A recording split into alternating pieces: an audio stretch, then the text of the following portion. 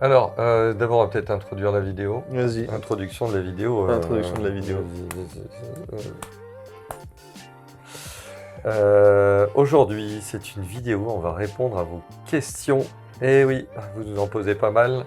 Du coup, C'est un concept révolutionnaire, on n'a jamais fait ça. non, on l'a jamais fait. Ok. Je crois que c'est inédit dans le Oui. monde d'ailleurs. Je crois que Personne personne n'a n'a jamais répondu à une question.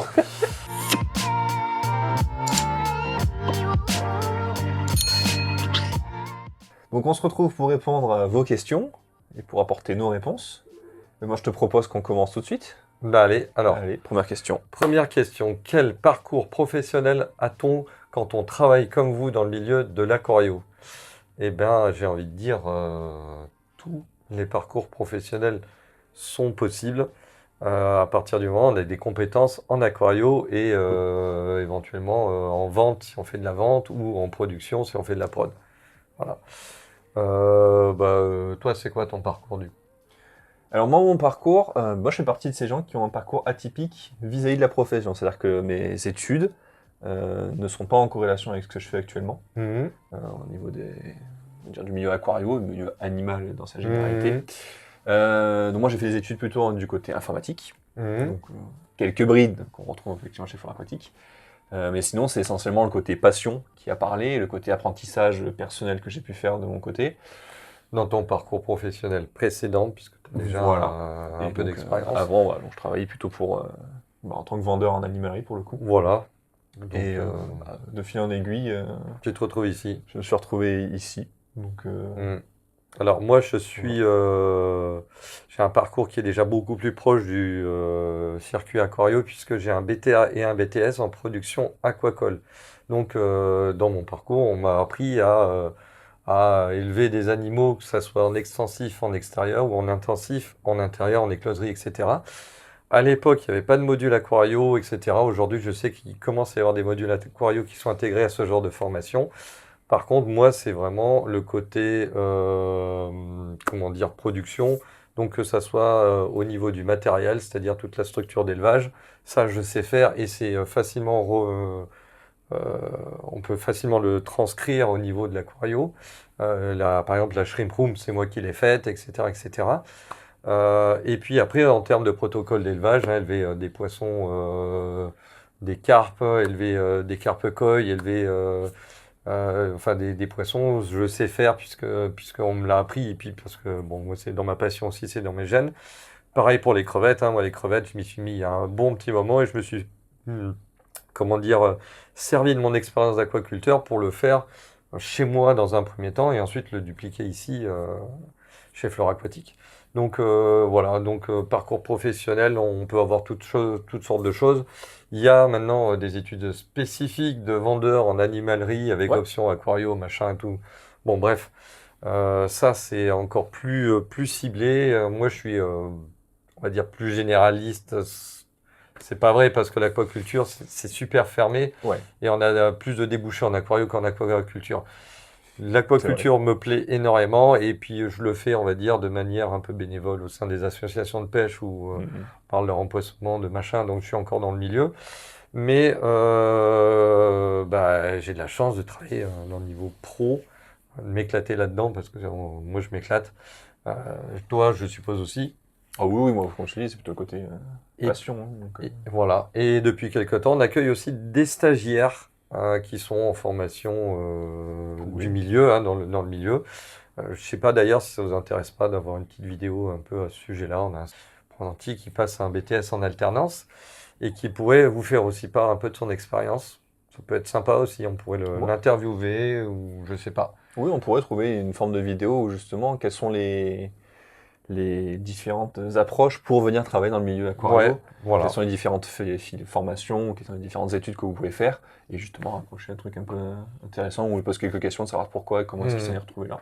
Mais Ça peut être après, intéressant. même si vous n'avez pas d'études en la matière, vous On pouvez peut. bosser en aquario. Par contre, voilà, c'est... Tu l'as. Après, Mais toi, tu as de l'expérience, mais quelqu'un qui n'aurait Ah oui. pas d'expérience pourrait commencer à travailler dans de l'aquario à condition d'être vraiment à fond dedans, d'avoir une expérience perso. C'est pas en ayant eu Bubule dans une boule que... Non, Non. c'est en ayant une C'est- petite shrimp room ou enfin en Ouais. tout cas quelques aquariums. du succès en termes de reproduction chez vous, bon taux de survie, etc., de vous renseigner de partout, etc. Voilà. Et si vous arrivez à convaincre votre futur employeur, vous allez rentrer dedans. Et puis une fois qu'on Oui. est dedans, on met un pied, on a les 2 pieds dedans et c'est parti, hein, on s'en sort plus. Hein. Oui, bah, je pense que c'est actuellement le milieu de de la coureuse des animaux de manière générale. Il y a les deux extrémités qui sont recherchées, c'est-à-dire qu'on cherche des gens très motivés, même s'ils n'ont pas forcément d'expérience, à être formés. Il y a déjà des manques dans les personnes qui sont formées, qui connaissent, mais qui sont dans le milieu, et ce que j'appellerais les côtés experts, donc toutes ces personnes qui sont recherchées parce qu'ils ont des profils particuliers, notamment des certificats de capacité, ce genre de choses-là, qu'on retrouvera plus tard, et qui, sont aussi de moins en moins nombreuses dans le milieu, donc de plus en plus demandées, et pareil, des gens qui sont motivés pour aller travailler, on commence à sentir que il y a du manque, il y a des trous, il y a pas mal d'offres d'emploi qui circulent un peu partout dans le milieu. Donc ouais, ça commence à être très en demande. Des fois, il vaut mieux un vendeur ou enfin une personne qui travaille en aquario qui soit super passionné mais qui n'ait aucun diplôme que quelqu'un qui ait plein de diplômes et puis qui finalement, le milieu lui gonfle, quoi. On a une autre question ?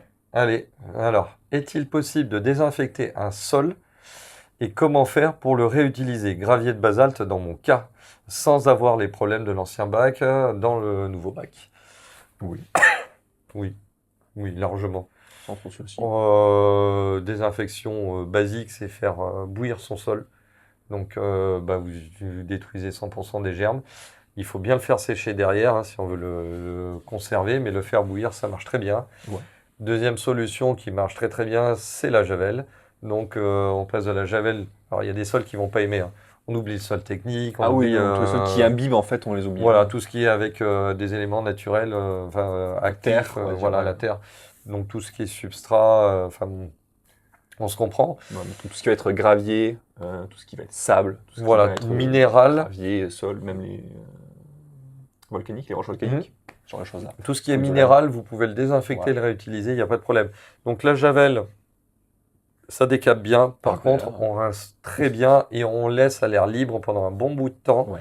parce que le chlore s'évapore, etc., etc. Et on arrive à l'avoir comme ça. Il vaut mieux éviter de mettre du chlore dans un bac. Ça va désinfecter le bac aussi et c'est un peu long à redémarrer. Oui, en fonction des problèmes, ça peut être même une bonne solution. Ouais. C'est-à-dire que l'eau claire, avec le chlore qui est contenu à l'intérieur, ça peut déjà faire un premier office de nettoyage et de désinfection. Oui, alors après ça dépend, Après, il ça n'y a pas dépend que du chlore. Quel problème, voilà. Ouais. C'est ça, C'est ça. bien évaporé. Mais non, un sol, ça se nettoie, sauf tout ce qui est organique, on oublie. Mais minéral, il n'y a pas de souci. Ouais, Tu solution. ferais comment, toi? Moi, je ferais un peu comme tu as dit. Je pense qu'en fonction de si le problème était vraiment inné du bac, si c'est vraiment juste je le désinfecte pour enlever toutes les bactéries, même un coup sous chlore, et je laisse bien sécher, plein soleil. Généralement, les UV, c'est pas mal efficace Ça pour marche éliminer aussi, pas mal de trucs. franchement. Pas mal de C'est un peu saloperies. long, mais ça marche. Si je suis vraiment fou, c'est du gravier un peu large, je me mets dans un sac, tu sais, comme pour laver le linge, je le mets dans le lave-vaisselle. Non, ça c'est le coup à niquer le lave-vaisselle. Mais Oui, déjà. javel un peu dilué. Dans la machine à laver, c'est encore mieux. Bon. T'entends bien le bruit. Là, tu peux mettre la petite vidéo, tu sais, où tu vois le mec qui met un parpaing dans la machine à laver. Donc ça marche bien. Sinon, même le coup de la javel un peu dilué, il y en a qui utilisent même ça pour enlever les algues sur les anubias. Ils font tremper juste les feuilles qui sont touchées, et pas le rhizome. Donc il y a pas mal de possibilités. Ça éclaircit bien. Mais sinon, moi, c'est vrai que c'est pas une question que je me pose de fou, parce que généralement, quand je change de projet, j'ai envie de changer un peu d'univers, et du coup, je change le sol.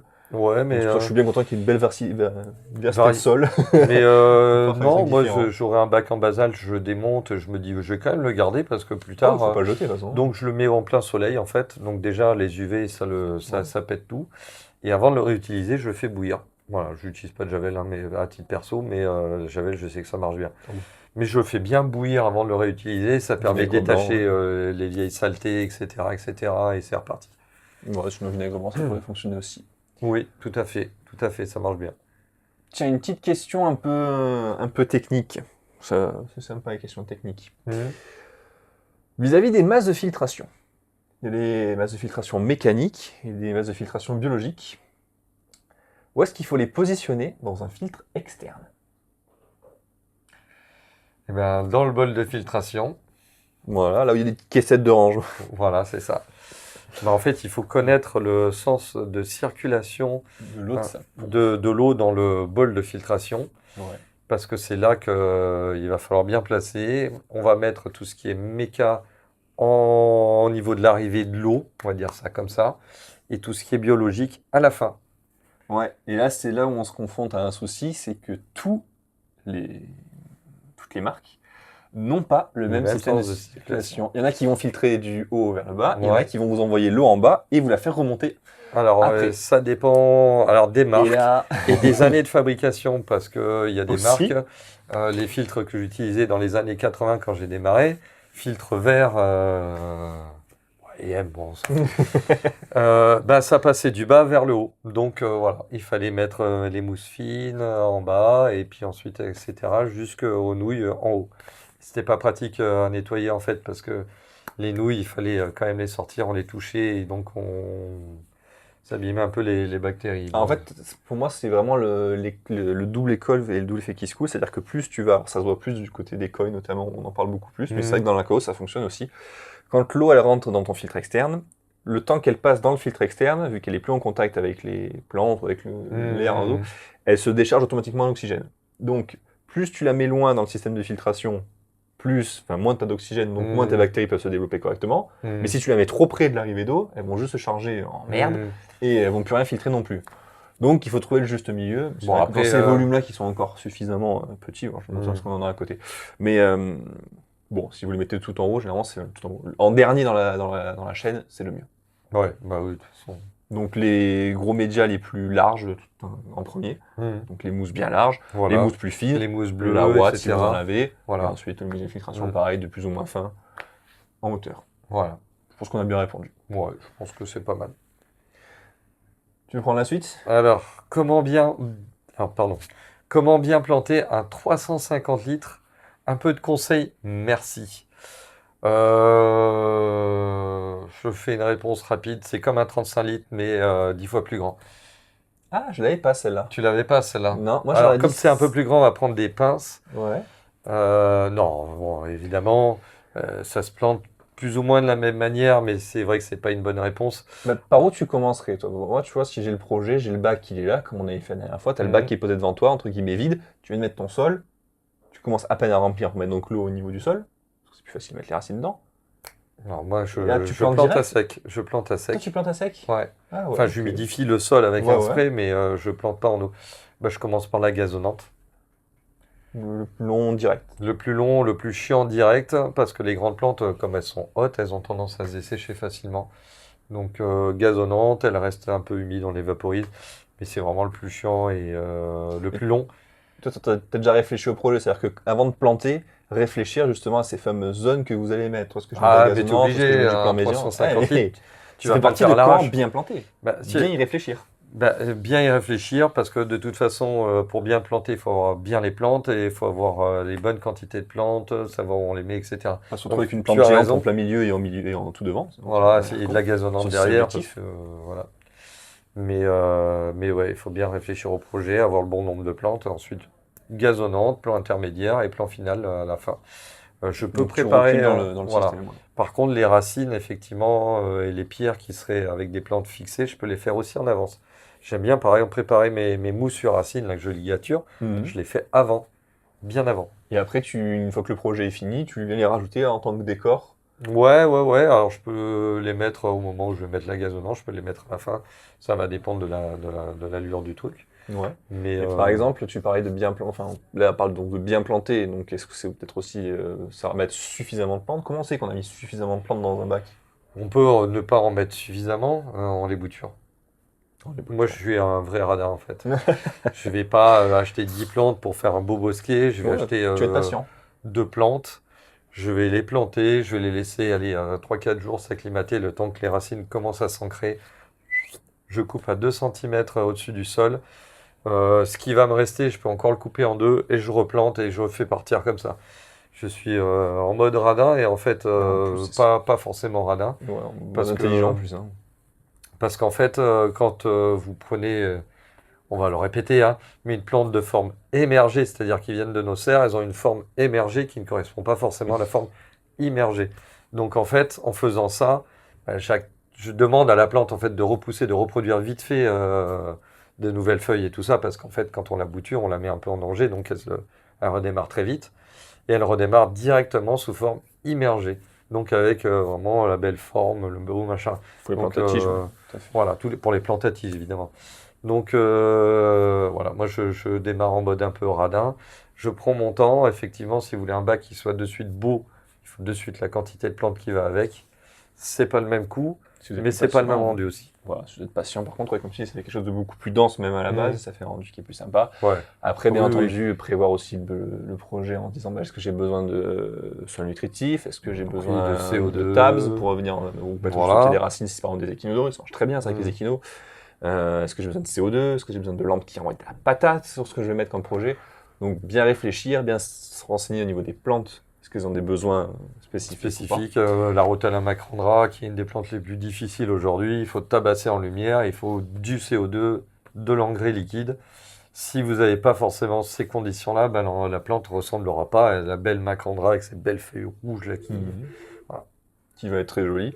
Mm. Et pour autant, si vous réfléchissez le projet et vous mettez que celle-là, si vous mettez une lumière qui patate, de l'engrais et tout, s'il n'y a que cette plante-là au milieu, vous allez avoir une belle macrandra au milieu et des belles filamenteuses sur les côtés. Vous allez vous régaler. Donc voilà, bien penser le projet, ensuite en plante, éclairer de manière logique par rapport à ça et les nourrir correctement, comme n'importe quel être vivant en fait, dans votre aquarium. Oh, celle-là est technique. C'est technique. C'est pas une question technique pour l'aquarium, c'est une question technique pour nous en tant que professionnels de la vente en ligne. Donc elle est intéressante. Comment faites-vous pour vendre des animaux, même l'hiver? Il fait froid l'hiver. On a beau être dans le sud, on a beau être à Marseille. Au moment, il fait froid. Alors, comment on fait pour vendre des animaux, même en hiver? Eh bien, figurez-vous qu'on y arrive et très bien. Oui. En fait, il faut des emballages spécifiques et un conditionnement spécifique derrière. C'est-à-dire qu'on a des petites caisses isothermes qui permettent donc de retenir la chaleur, mais aussi d'éviter qu'il y ait du froid ou du chaud. D'ailleurs, qui rentre là, ça marche aussi l'été. L'hiver, on met un heat pack, c'est une espèce de petite chaufferette qui consomme de l'oxygène pour produire de la chaleur. C'est pour ça que d'ailleurs, vous retrouvez des trous dans ces boîtes isothermes. C'est pas pour laisser passer le froid, c'est pour laisser passer l'oxygène pour que ces chaufferettes puissent fonctionner jusqu'au bout. Donc des chaufferettes qui fonctionnent à peu près 40 heures. Donc ça permet de garder les poches à température, aux alentours des 24, 26, ça va dépendre de la température extérieure aussi. Voilà, donc nous on fonctionne ainsi. Je pense que les autres fonctionnent comme ça aussi. Ou généralement c'est comme ça que fonctionne. Enfin que le monde de l'aquarium en tout cas fonctionne. Voilà. On a cette chance d'avoir des animaux qui voyagent avec de l'eau, donc ça fait un support pour maintenir la température en plus. Tout à fait. Avec les chaufferettes c'est pas mal. Et puis on dispose des colis de manière intelligente et logique quand on les crée. Mine de rien, ça a beau être juste des poches, des produits qu'on met dans des cartons, il y a quand même une certaine logique, une certaine formation que les équipes chez Flora Aquative vont avoir et qui savent que dans tel ou tel sens, c'est bon, tel ou tel sens, ça empêche la chose de passer ou ça risque de percer une poche, de choses là. Voilà. Et c'est ça qui permet de voyager en sécurité même pour vos animaux, même l'hiver. Et du coup, vous, quand vous allez à l'animalerie, à la bourse aux poissons ou chez quelqu'un qui va vous vendre des poissons ou vous les donner, vous prenez une glacière, par exemple, qui va servir de support, enfin de conditionnement isotherme. Ouais. Vous pouvez prendre une petite bouteille d'eau que vous allez y mettre de l'eau dedans à 40 degrés par exemple, qui va renvoyer un peu de la chaleur dans votre glacière et vous allez mettre vos poissons conditionnés dans cette glacière. Ça vous permet de les transporter sans qu'ils prennent le froid. Et voilà. Oui, tout à fait. C'est très très bien. Et pareil, vous essayez de faire en sorte de ne pas aller boire un café en sortant de là où vous êtes, même si vous avez rencontré quelqu'un de très sympa sur le chemin, il n'y a pas de souci. Mais voilà, les animaux, quand il fait moins 10 dehors, surtout les poissons ne laissent pas moins 10 dehors, mais voilà. Les animaux, ils prennent froid. On n'oublie pas la glacière dans le coffre de la voiture. Voilà, on ne laisse pas les poissons sur le siège passager pendant l'été en pleine canicule avec le soleil qui tape dessus. Là, ils sont la glacière aussi, ça marche bien, ça permet d'isoler de la chaleur. Donc voilà, donc toutes ces petites précautions-là, vous sortez, vous avez le plus vite possible dans la voiture, une précaution dans la voiture, vous sortez le plus vite possible pour les rentrer chez vous. Et à ce moment-là, ça va beaucoup mieux. Ouais. Et si vous avez bien sûr, comme tu disais, un glacier ou un sac isotherme, peu importe la période. Toujours. Faut toujours en avoir. Vous remarquez que les personnes qui sont vraiment très très assidues sur ça, ils viennent toujours avec une glacière, ils ont leur petit truc. Et c'est là où vous reconnaissez quand même le mec qui a un peu l'habitude. Voilà. Un petit Mine de sac rien, isotherme, ça fait vous savez, pro, c'est sympa. un petit sac isotherme pour le surgeler. Ouais, exactement. Vous le laissez dans le coffre de la voiture, vous prend pas de avez place. toujours un truc au moins pour vous dépanner. Et le mieux après, c'est la glacière en dur, là, bien foutue, qui a un niveau d'isolation qui est au top. Et que ça soit hiver comme été, vous n'avez pas d'écart de température, hein. Ce qui vous permet également, d'ailleurs, je suis en train de réfléchir, quand vous faites livrer en point relais, de vérifier vos animaux dans le point relais, si vous avez ce fameux effet Oui. glaciaire et tout, de ne pas avoir de soucis à ce niveau-là, ou ben, des Bon, de fois... toute façon, que ça soit froid ou chaud dans le point relais, ils sont obligés de partir avec, hein. Oui, mais au moins, si jamais tu as de la problème, genre de la casse ou autre, tu peux le signifier Ah oui. sur le bon de réception. Mm. Comme quoi, il y a eu un souci directement, et ça vous fait aussi gage de garantie par la suite. Quel engrais puis-je utiliser avec mes crevettes? Tiens, c'est vrai, ça, l'engrais, ça rajoute du fer, et plein de cuivre, et plein de ces choses-là. C'est dangereux avec les crevettes? Est-ce que tu connaîtrais pas un engrais ou toi, tu n'as pas déjà utilisé des bacs qui étaient plantés, donc avec de l'engrais et des crevettes? Donc, bah, tout le temps. Tout le temps. Ouais. On a le droit de citer une marque? Je demande un virement avant ou... Possible, hein, c'est vrai que ça... Ouais, on utilise tout le temps du Profito. Oui, Profito, enfin, la gamme Easy Life, toute leur gamme, il n'y a pas de souci, vous pouvez y aller. Il y a une légende qui dit qu'on pourrait même mettre une crevette dans l'engrais pur. J'y crois pas. À un moment donné, on est. Ah, voilà. Ça ferait une super short, mais après on aurait un souci avec le lobby du Ouais, bien-être animal, donc on va pas non, essayer. on va pas. Mais par contre, dans les dosages, on va dire conseillés, il n'y a aucun souci. Ouais, tu ferais pas diviser des doses par deux ou autre, Non, on peut l'entendre non, dans certains non, endroits. non. Non, et puis il y a d'autres marques, ça marche aussi pareil. Enfin, je veux dire, honnêtement, dans mes connaissances à moi, j'ai jamais eu personne qui s'est plaint d'un engrais qui lui aurait flingué ses crevettes. Peu importe la marque. Donc voilà, vous pouvez utiliser du Dénerl, du ce que vous voulez. Bon, tout est compatible avec la crevette. Alors, il est vrai que la crevette, c'est un invertébré, que les invertébrés craignent du cuivre. Il y a des dosages de cuivre dans ces engrais, hein, il en faut pour les plantes, c'est obligé. Tellement minime que ça n'a aucun impact sur les crevettes, sur les moules, voilà. Donc non. Le fer, c'est du fer chelaté, voilà. Après tout est calculé pour être introduit dans un milieu aquatique et que ça soit sans danger pour les animaux qui y vivent. En tout cas, les Voilà. nouvelles compositions, oui. C'est vrai que je sais qu'avec des engrais où des vieilles compositions, elles sont pas toujours mises à jour sur certains Oui, points. alors Mais après c'est de plus en plus peut-être, mais rare. bon, Franchement, pour moi aujourd'hui, il n'y a pas trop de soucis à ça. Bon, après, si vraiment vous êtes craintif, vous allez avec la demi-dose, puis avec le trois quarts dose, et puis vous êtes testé avec la dose entière, et vous verrez ce qui se passe. Hein. Normalement, comme disait Steph, il n'y a pas trop de soucis. Est-ce que tu t'aventurais à mettre un sol nutritif dans un bac avec des crevettes? non. Il y a du sol technique pour ça. Ah, mais si je veux mettre des Davidi.